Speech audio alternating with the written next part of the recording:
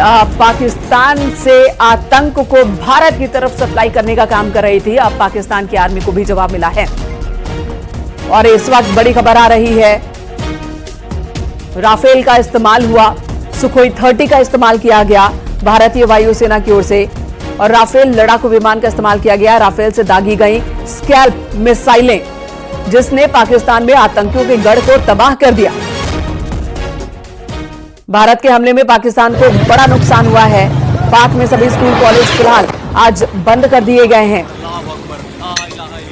और ये देखिए, जब मिसाइल जमीन पर टारगेट पर जब मिसाइल ने अटैक किया तो कैसे अफरा तफरी मच गई। ऑपरेशन सिंदूर की ये तस्वीरें आपको दिखा रही हैं। ये पाकिस्तान में ही किसी शख्स ने ये वीडियो बनाया और ये वीडियो हम आप तक पहुंचा रहे हैं। ऑपरेशन सिंदूर 12:37 पर, रात में 12:37 पर जब पाकिस्तान की सड़कों पर अभी लोग चहलकदमी कर ही रहे थे और तभी भारत की वायुसेना ने अटैक कर दिया, एयर स्ट्राइक किया और उसके बाद वहां खलबली मच गई, भगदड़ मच गई, चीख पुकार मच गई। लश्कर हेडक्वार्टर मुरीद के को जमींदोज कर दिया गया पूरी तरह से। मिट्टी में मिला लश्कर और जैश का हेडक्वार्टर। पाक के हमले के बाद पाकिस्तान पर जम्मू, श्रीनगर, लेह, जोधपुर में उड़ानों को रद्द किया गया है। एयर इंडिया की अमृतसर, भुज से भी उड़ानें फिलहाल रद्द कर दी गई हैं। वहीं जामनगर, चंडीगढ़, राजकोट से भी उड़ानें रद्द कर दी गई हैं। दोपहर 12 बजे तक एयर इंडिया की फ्लाइट्स रद्द रहेंगी। और आपको बता दें, पाकिस्तान में भी इस अटैक के बाद खलबली मची हुई है। पाकिस्तान में जो वहां का एयर स्पेस है इस वक्त पूरी तरह से प्रभावित हुआ है। पाकिस्तान की वायुसेना को बड़ा झटका लगा है, बड़ा नुकसान पाकिस्तानी आर्मी को भी हुआ है इस एयर स्ट्राइक में। लेकिन निशाने पर पाकिस्तान में आतंक का गढ़ था। भारत की ओर से कैलकुलेटिव कदम उठाया गया, आतंक के गढ़ को निशाना बनाकर एयर स्ट्राइक किया गया और 70 से ज्यादा आतंकियों के मारे जाने की खबर आ रही है। तो भारत में एहतियातन कई बड़े फैसले लिए गए हैं, खासकर जो बॉर्डर की तरफ वाले एयर स्पेस है वहां से उड़ानों को फिलहाल रद्द किया गया है। और इधर रक्षा मंत्री राजनाथ सिंह ने ऑपरेशन सिंदूर का जिक्र करते हुए जय हिंद लिखा है। प्रधानमंत्री नरेंद्र मोदी खुद इस पूरे ऑपरेशन की निगरानी कर रहे हैं, ऑपरेशन पर नजर बनाए हुए हैं।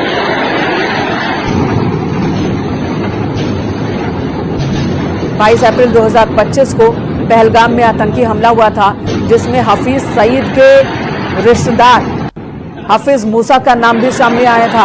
हफीज मूसा, जो कि पाकिस्तान आर्मी का पूर्व कमांडर रह चुका है, उसने पहलगाम आतंकियों को ट्रेनिंग दी थी और वो आतंकी हमले में शामिल था।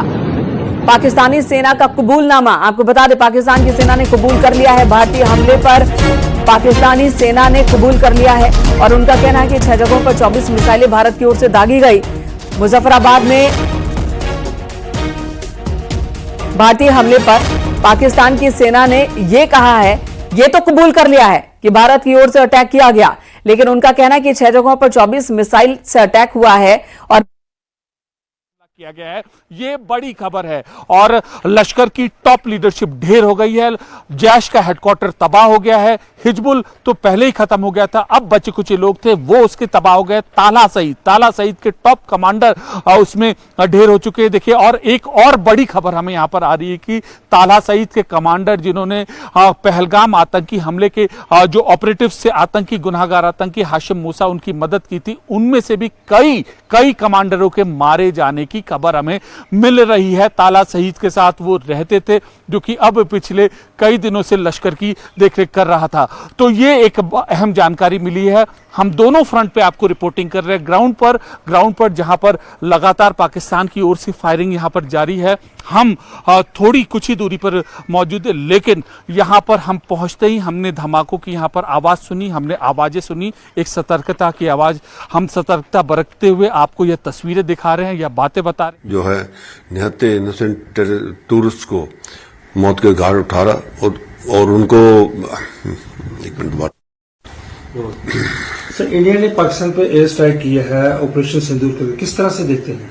देखिए, जिस तरीके से हमारे प्रधानमंत्री जी ने कहा कि हम इसका जो पहलगाम के अंदर जो इनोसेंट टूरिस्ट के साथ जो बर्बरता के साथ ये देख के उनका धर्म पूछ के मारे और हमारे जो माताएं बहनें उनका सिंदूर जो मिटाया, ऑपरेशन सिंदूर लॉन्च करके हमारे आर्मी, नेवी और एयरफोर्स ये ट्राई सर्विसेज स्ट्राइक हुई है 9 जगह के अंदर।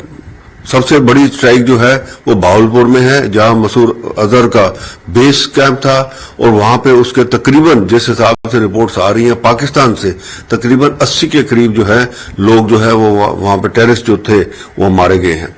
इसके अलावा 9 जगह जो है सारी, वो सारी की सारी ऐसी हैं जहां पे ये टेररिस्ट कैंप्स थे।